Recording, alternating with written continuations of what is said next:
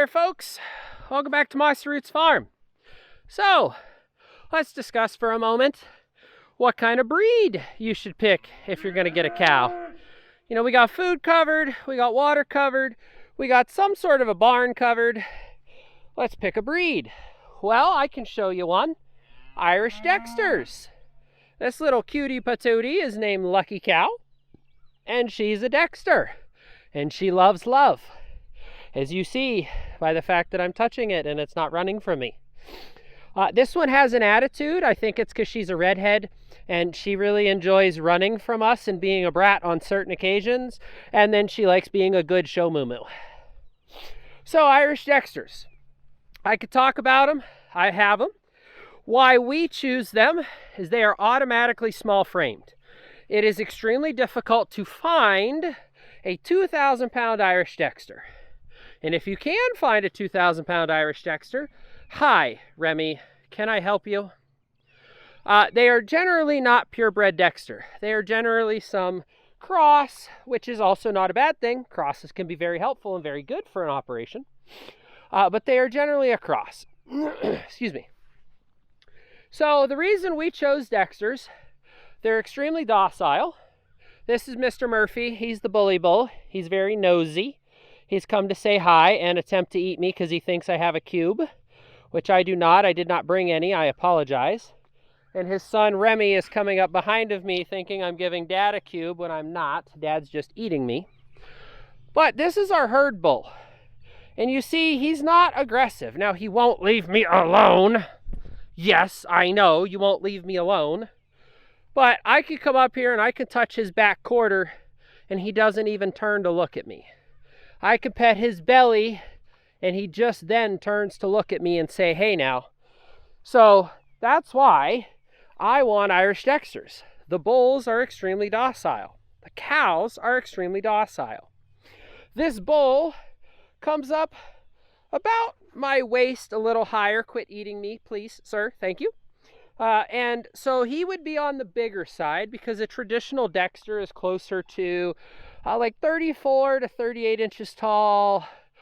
44 is the height limit for a purebred. And I don't even want to say that's the height limit because the registries don't come out and actually like measure. So I could have a Dexter that weighs 2,000 pounds be registered, but that's beside the point. That is one of the reasons we choose them. The other reason is they can be dual purpose. A lot of folks will use them as a, quote, homestead cow, and we'll come over here to Miss Lucky. If she's not being a pain in the tushy, maybe she'll allow this to happen. But they are dual purpose, so not only are they a great beef breed, but let's see if we can get a picture of her udder here. Now, her calf is technically in the barn, but she's also feeding Red Magic, which is a whole interesting story for Lucky. So you see here, in the field, nothing tied to her, and she let me touch her udder, and she didn't run away from me. So you want the docileness plus the ability to have milk. They are extremely beefy. Now, there is something to look out for. It's called chondrodysplasia. It is a ligament genetic disease. Some Dexters have it, like Lucky here. Some do not. But some, like Lucky, are extremely fat. You would think by looking at her, she is 9 months pregnant with twins. And that would be a lie. Her child is 5 months old, so if she's bred, she's only 3 months along. But she will look 9 months pregnant the day after she's born. So, chondrodysplasia is something to be worried about. Horns is something to be worried about, but most cattle, I feel, have horns. But you can get them polled, like Miss Lucky Cow was polled. But they're extremely beefy dual purpose. They do have chondrodysplasia. They do have PHA, or the potential to have it in the breed. They have horns, like Miss River down here. But they are generally a smaller size, which makes it fantastic because whereas if you had a Holstein or an Angus, you could only have like 1 per acre and a half or 2 acres, depending on your carrying capacity for your area. But for us, we can have 1 Dexter, you know, because she's small, which I don't know if River will let me come up and pet her. She's our little bit more flighty girl. I don't know if she's getting stuck in the mud or if she maybe has something in her toes. But that is one thing. They are very low maintenance. So we do not do hoof trims out here, even for the mamas and the bully bulls. So that is fantastic. We do not do any vaccine protocol or antibiotic protocol, so that's fantastic. We do not have regular vet checkups. We have Mr. Bully Bull to do the breeding, so we don't have to worry about anything like that. So Irish Dexters overall are just a good, fun little breed with a few things to watch out for.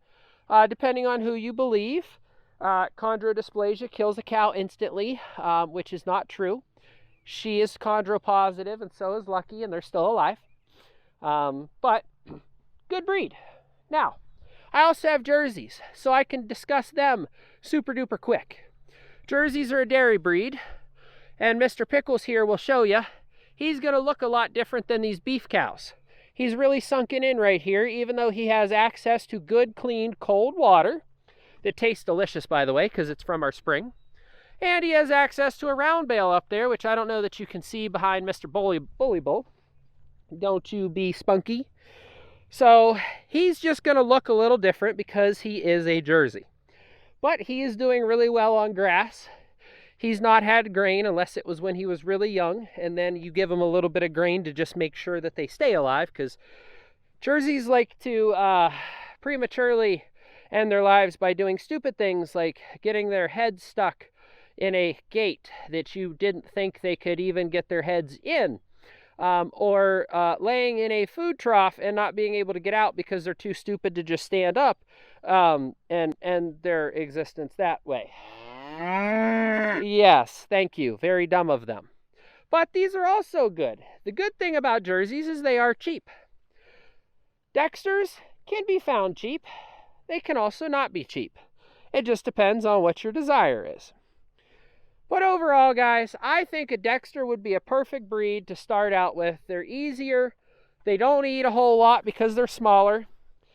They do stupid things still, like try and ride their brothers. You're a boy and he's a boy, and neither of you have boy parts. They are really great on poor quality, low quality forages.